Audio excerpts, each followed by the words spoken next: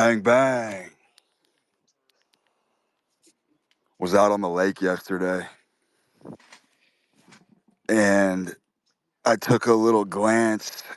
There's like a gravel, sort of like beachy area oblique to the structure. And I see a duck. Motherfucker was paddling for his life. Just paddling. And I've never really witnessed anything like this live. Kind of seeing an animal struggle and kind of cling on to its kind of existential nature. And I looked, the water was translucent enough to where I could clearly see what was happening.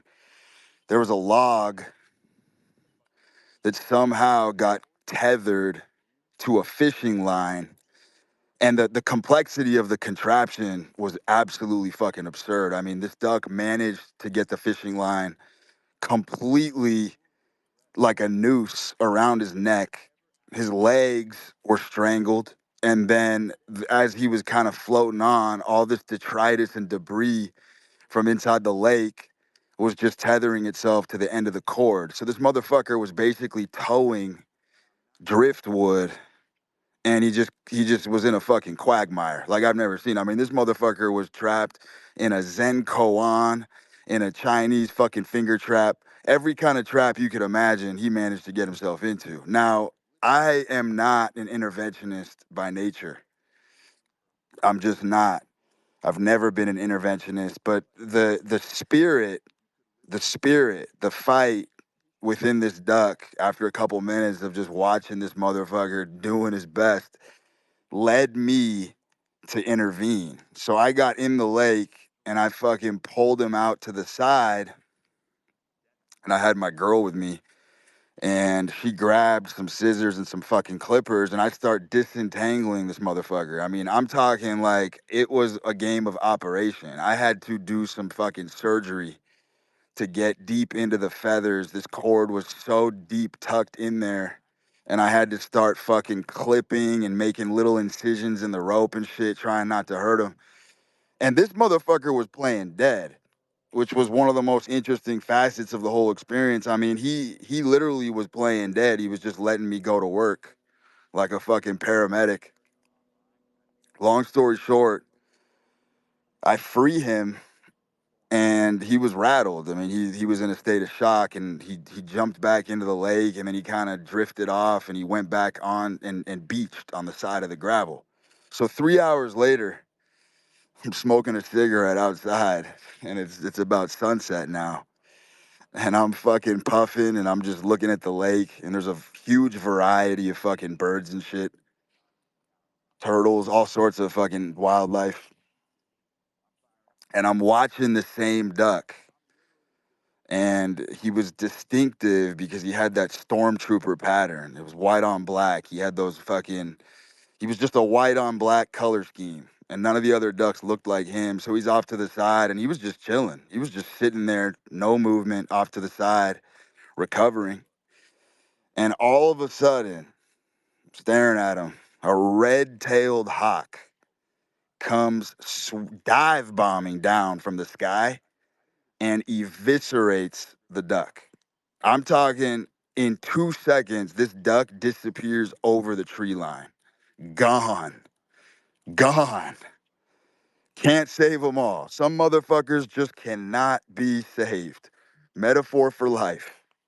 I intervened in his biological destiny, and that motherfucker ended up in some kind of fucking hawk's nest. Eviscerated. And I was just sitting there in awe for like 20 minutes because I'm a fucking big city guy. Been in big cities, cosmopolitan areas my whole life, so I've very rarely seen Mother Nature do these kind of tricks. And afterwards, when I kind of processed it and just kind of downloaded the whole situation, what I came to the conclusion of is that that was a sick bird. A sick bird, likely had a flu, likely had some kind of illness. I could tell by just his sort of overall despondency wasn't a very lively, vivacious animal at all. Especially after the fucking surgery. This motherfucker was just chilling, literally not moving. So that metaphor, sitting duck, I did get a little chuckle out of that because sitting duck is a true fucking metaphor. That motherfucker was a sitting duck and he got evaporated in fucking 2 seconds. But the overarching point here is that I do believe in humans and in animals that illness as the primary function does lead people to getting into a lot of the quagmires that they find themselves in. I refuse to believe that a healthy, athletic, normal bird with perfect function finds a way to entangle himself in fishing line like that. Not possible. So my point is, I think the Reaper was already hovering over the motherfucker, and it was probably game over anyway. And him tangling himself up was a second order consequence to just being a sick duck. Now, this is true in humans as well. A lot of the mistakes that you make psychologically, a lot of the situations that you get into are second order effects of having poor health.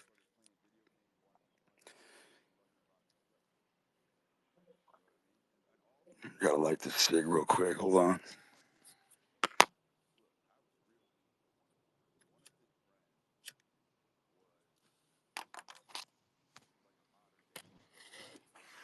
Red-tailed hawk, just buzzing through the skies.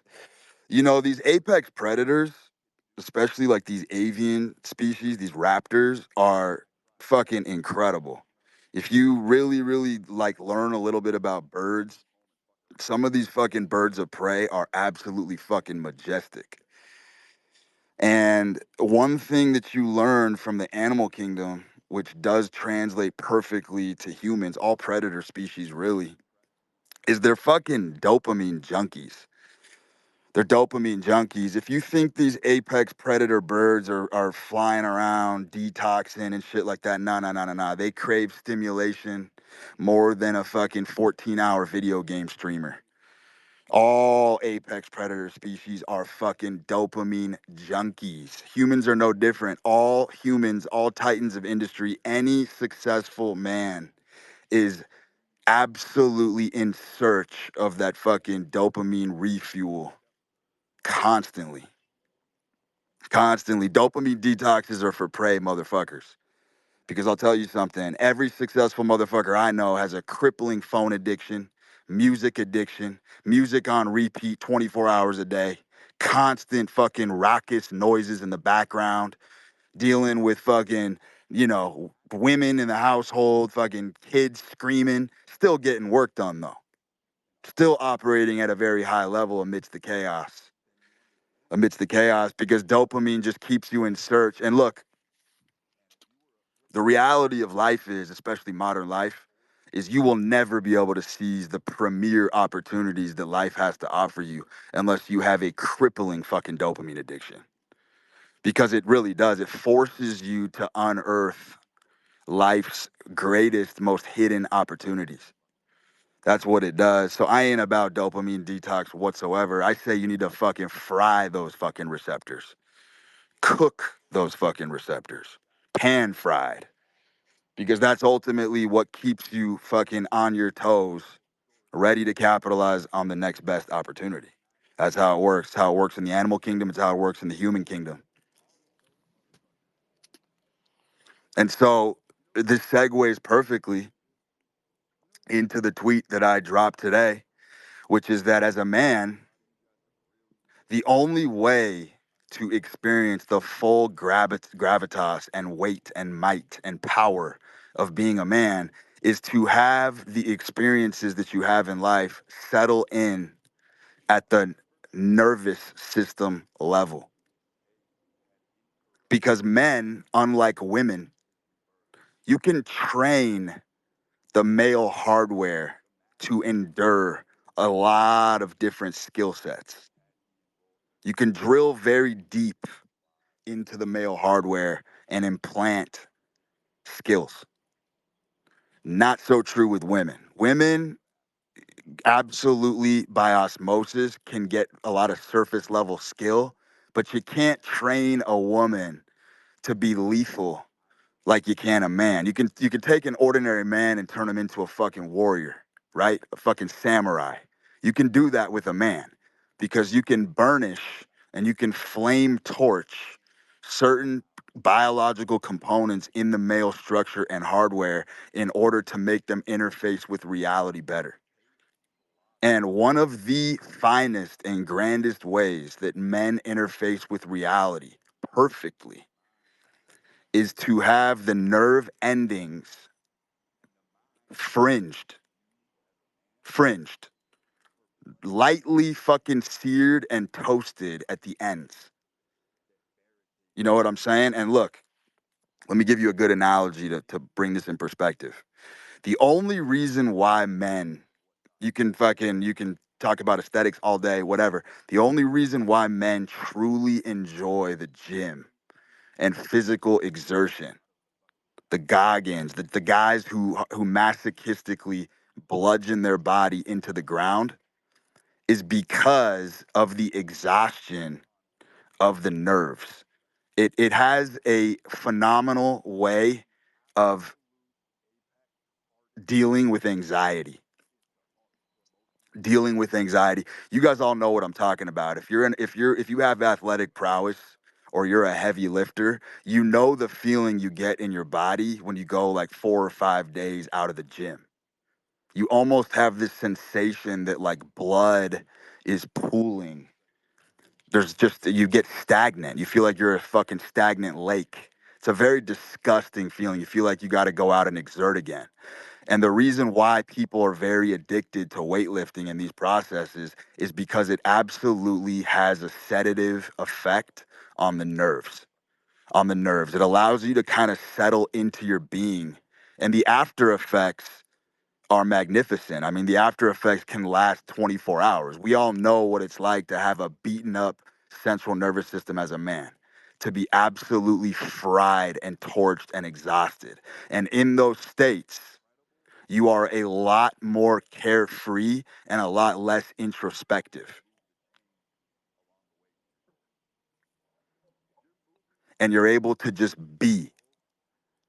completely be in the moment without that nervous, befuddled, flustered anxiety that the common man battles with every fucking day.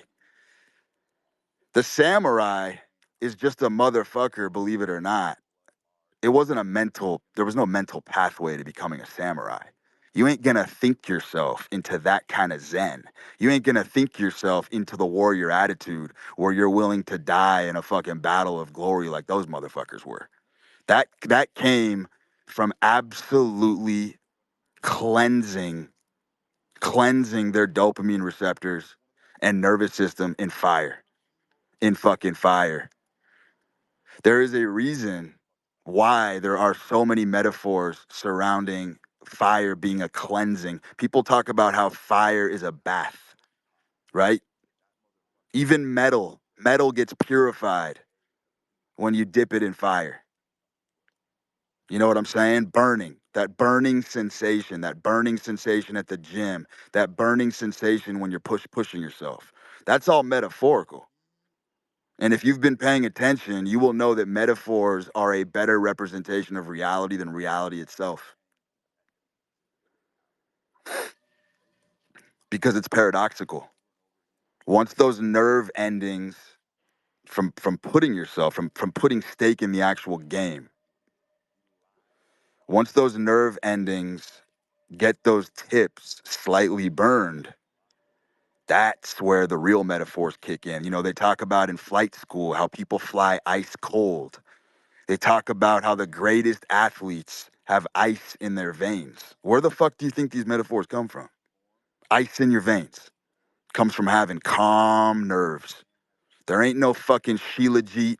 There ain't no fucking methylene blue. There ain't no supplement on the planet that's gonna bake in to the cellular level of the nervous system to make you become a man. There's no steroid cocktail that's gonna make you become a man. I've told you this before and I stand by it. There is nothing that can replace being a man but being a man.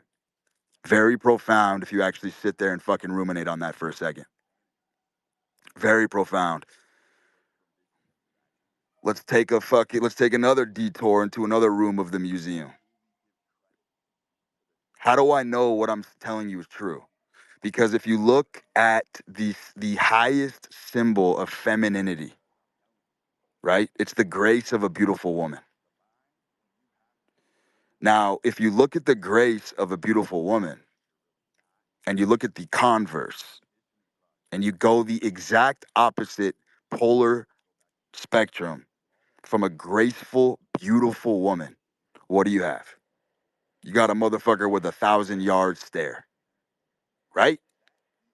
There is no spitting image on this planet that doesn't viscerally hit any human being than if you see in public. You guys have all seen this. You've seen a gorgeous woman sitting at a diner, could be fucking anywhere, with a man literally with that 1,000-yard stare affectation on his face. A man that you can just tell has been through the fucking war zone.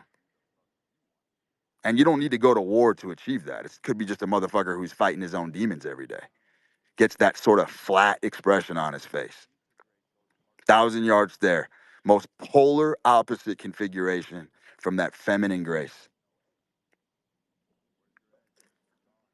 And that's when men really settle into the game of life and they can start playing the game. You can start playing the game as a man when you're quasi dead. A deadening of the nerves, a hardening of the nerves of steel. You know what I'm saying? It's a derogatory term. You guys all know this growing up. You did something bold or audacious, and some fucking school marmying, pearl clutching teacher, or maybe a parent said, "You have a lot of nerve." Yeah, of course you have a fucking lot of nerve. You're a man. What the fuck else you supposed to do? The fuck else you supposed to do? When your nerves are too green and you're too sensitized to the world as a man, that's when the gender lines start getting real fucking blurry. You guys understand what separates a man from a woman is that an experience for a man, the more experiences that a man has, the more adventure, the more thrill, the more this type of biological component seeps into the cellular level and deadens and hardens the nerves. Women are the opposite. Women are the total and complete fucking diametric opposite. Experiences corrupt women, right? The fewer experiences that a woman has, the more innocent and the more pure. How do you defile a woman's femininity? You expose her to things that men are supposed to be exposed to.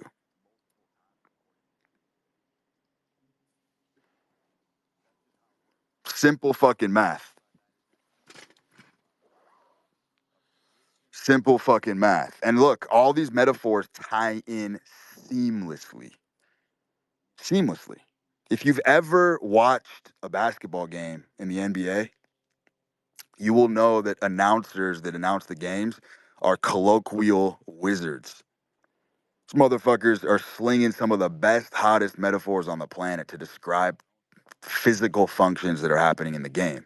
But one thing that you know, and this is a universal metaphor that we are all very acquainted with, is you will see a motherfucker in an NBA game be on absolute fire, right? And what's the first thing they say when a guy's on fire and can't miss? They say he's unconscious, right? That's what they say. They say he's gone unconscious. Now, what have I told you about the unconscious mind?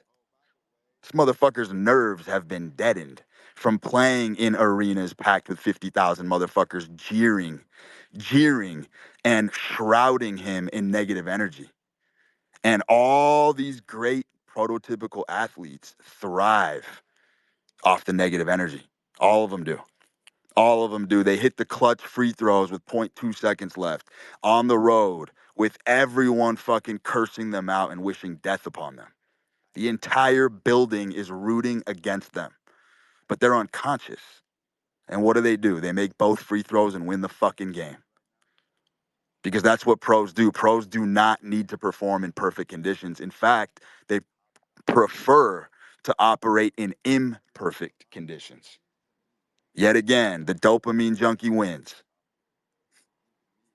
Yet again.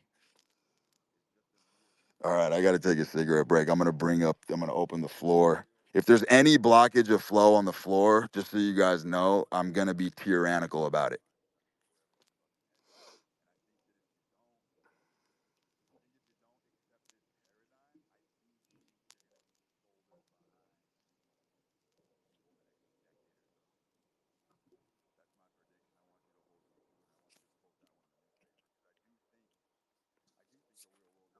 This dude fucking disappeared.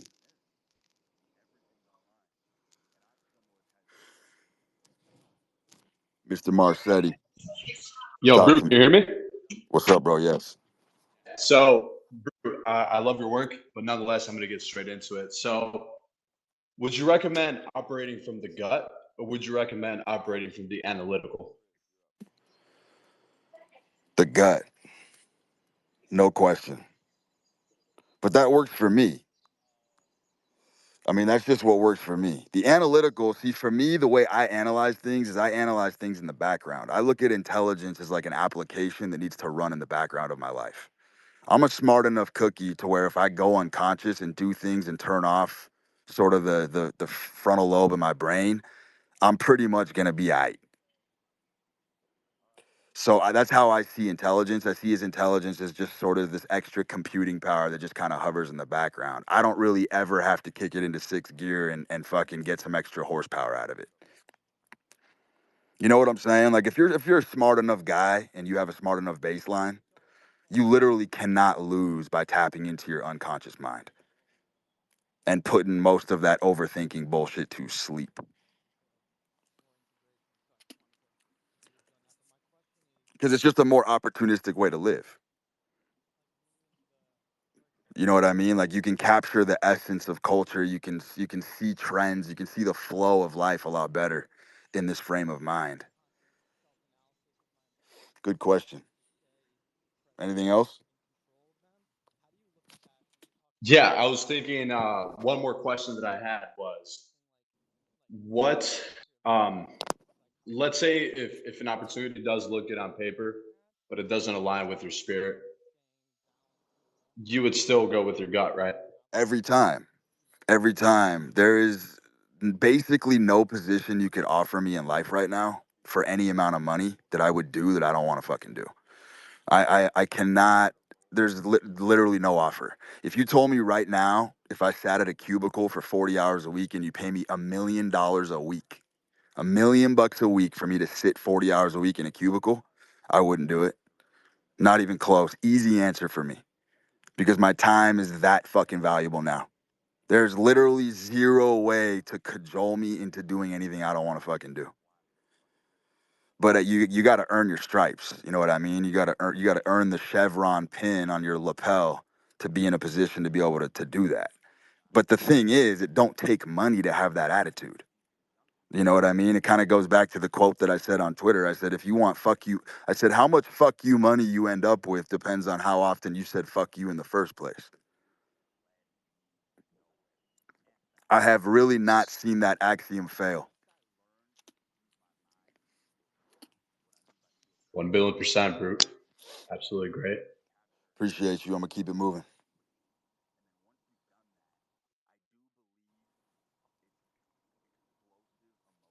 Yo, hey, Yo, what's good, bro? So what's up?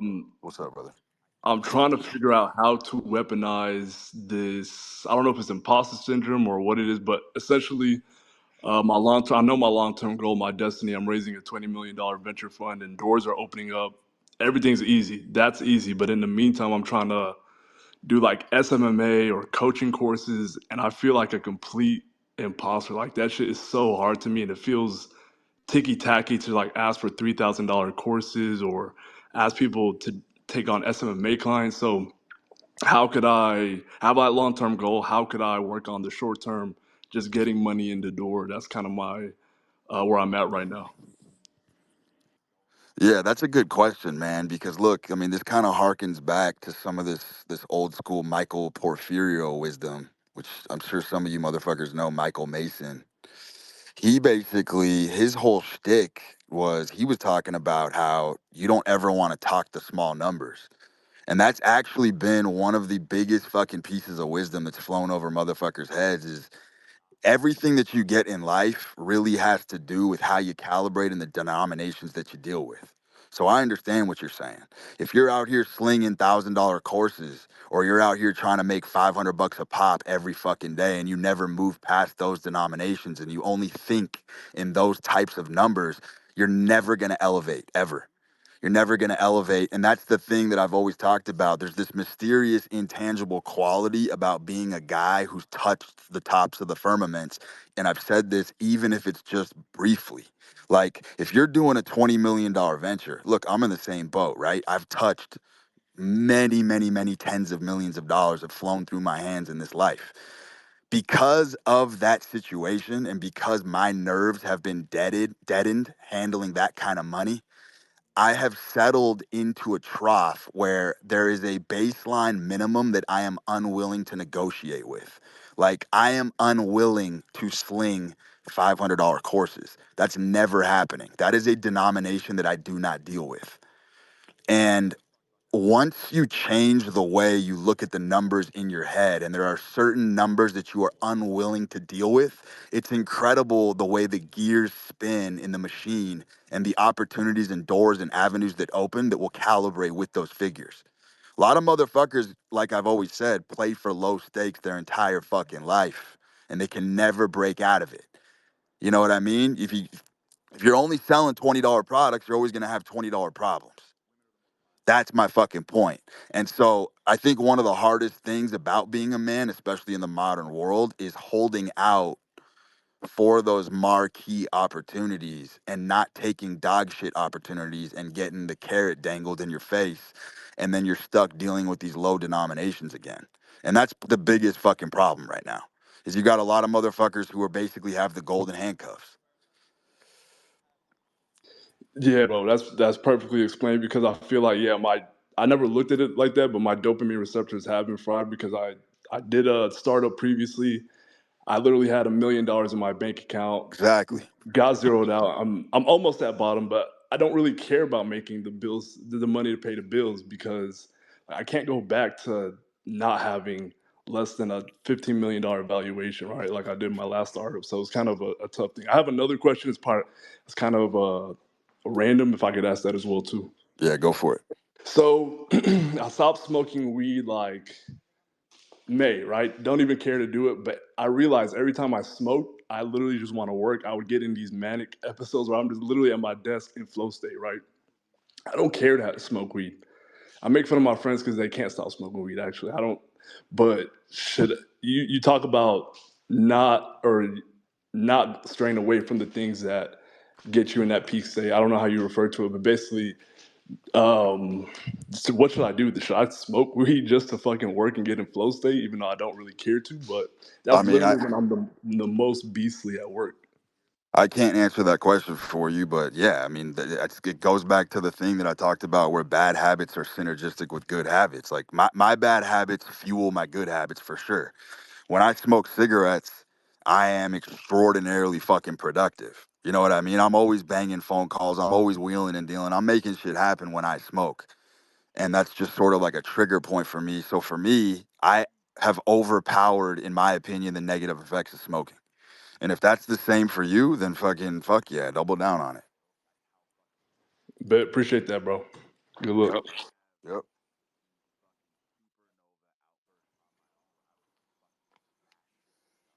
The fabled Mr. E. Hey man, thanks for having me. So, on what you said before about dopamine detox, what do you think of the idea that as a dopamine junkie, you might want to detox, like starve yourself out of external dopamine sources just to find a way to produce this kind of dopamine effect internally? Because, like, how would you do this? You would solve problems, right? Like, for me, that's what happens when I don't have anything to do. I start thinking, and then I start solving problems that had been pending for a long time. So yeah, just your thoughts on that. On basically using dopamine detox as a springboard to generate some sort of creativity. I mean, look, my argument's the exact opposite. What I'm saying is when you're overloaded and overcloaked and your fucking motherboard's running hot because you're saturated in dopamine, it actually, that's the creative juice right there. It's already kind of built into the game. Like, you don't have to, this is the whole optimization thing. You don't ever have to intentionally walk away from something. Life will do that for you. Life will do it for you if you're living at the edge. And what I mean by that is weightlifting is a great example. There's certain days where I literally just cannot snatch 300 pounds. It's not humanly possible because I'm already at the brink. So that could be, you know how people will program deloading into their training? Why do I need to deload when I walked in there and the best I could do today was 285? Hmm. There's a natural down regulation and deload built into the game of life. And the only way to get those Easter eggs and capitalize on those social glitches is to live at your maximum capacity. That's my whole thing, is like, you don't need to ever isolate these components of life. They are all there laid out before you. So let me ask you like this: if I put you in a monastery for a day, no music, nothing external, do you think I give you a pen and a paper and maybe like a phone to make some work phone calls? Do you think you would be less productive or more productive? Less. But if you gave me a Less. pen and paper and forced me into a monastery, you bet your ass by the end of the day, I got my own version of the Iliad written in full, Hmm. ready to be released to the public, because I would be infuriated. I see. So you do see the point that for certain tasks you might want to bore yourself to death just to find a way to overcome this boredom in a productive way. Is that right? 100%. I've tweeted about this before. I said, if you're a young motherfucker and you don't have anything to your name, why the fuck do you have 100 electronics in your bedroom? I said, if you're a youngster and you are low on the ambition scale, you need a barren, fucking austere bedroom with walls to stare at. Because if you wake up as a youngster in a fucking studio apartment with a blow up bed and you have no electronics and nothing to keep you stimulated, in about 10 minutes of waking up, you are going to be infuriated that you have nothing to your fucking name, no money in the bank, no one knows who the fuck you are. And guess what? You're going to be forced to open your front door and step outside and start making shit happen. Hmm. I got another one for you, if I may. Go for it. So you've spoken about long-term relationships a lot. How do you keep things from getting boring, like sexually? Because that's my experience, that no matter how hot the chick is, like at some point, like 2 years go by, it's not the same. Or do you think that that's just my experience and that shouldn't be the way it is? I mean, look, I think sexual boredom is actually a huge sign of health, in the sense that I think the crazier the sex needs to be between a couple, the less they're attracted to each other. I think that's just been a time tested, proven thing. I think run of the mill vanilla sex is the best for, especially when you are an extremely attractive man to a woman. If you are irresistible to a woman, she is going to go ballistic with just fucking regular fucking missionary. All this fucking choking and fucking fake alpha bravado bullshit. It's for people who have a broken brain, number one, to the point where, look, the attraction is completely fucked in those equations. And that's why they constantly have to ramp up and do crazier and crazier shit to get off. Um, I think the sign of true power in a relationship is just run of the mill vanilla sex. I think it's a very fucking good thing to lean into. Hmm. No need to do crazy shit. No need. Yeah. T- Tell me if you agree with that. Like the way I see it is that, like, it's clear that women. I think you've talked about this. That women who are working a corporate job and they have a lot of pressure, then what's their way to release all that? Like, their way is to be a huge whore. Like, one night they go out and they get gang banged, right? So, heck, I feel that maybe the opposite end of that is that like if a woman really loves you, she doesn't really need you to dominate her sexually. Like if she's already mentally dominated, she That's doesn't need that. correct.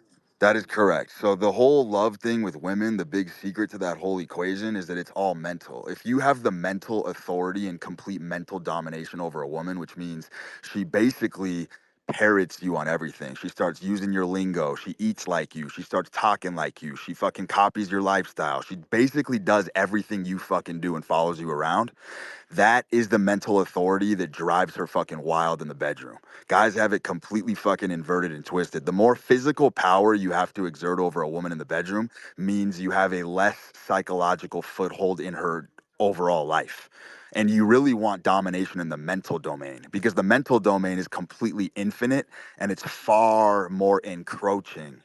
It's far more encroaching at the cellular level. Look, this is why when a woman gets her heart broken by a man that she was absolutely in love with, the first thing she does, typically, if she was extremely in love, is she'll put on like 10 or 20 pounds.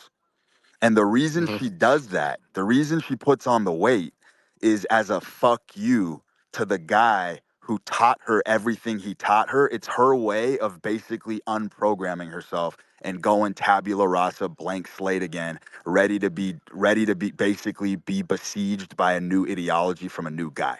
So the only way a woman can truly mend her heart is to forget everything you've taught her. You see this in nature all the time. You could literally mold a baddie. You could mold a chick and fucking rescue her from the fucking gutter. Teach her everything about life. Get her behaving fucking correctly. Keeping her in check. 4 years goes by. The day you end that relationship and terminate it is the day that she intentionally releases the entire culmination of the philosophy that you downloaded into her. She will do everything in her power to stop eating like you, to stop talking like you, to stop fucking walking like you. She will do it on purpose because it's way too painful. Way too painful. Everything fucking reminds you of her. So women will put on weight as a fuck you to men. And that's how they go through their reset kind of molting phase where they blow up the shell and then they're waiting to be reconfigured by the next guy, which is why in the beginning of the space I told you women do not really get drilled down to at the cellular level. The things that women learn are relatively at the surface level because the board game can be reshuffled depending on what man is in her life, right? A woman's politics are malleable. Women's opinions will change based on who the patriarchal authority is in her life at that given moment. Great stuff, man. I appreciate it. Yep, you got it.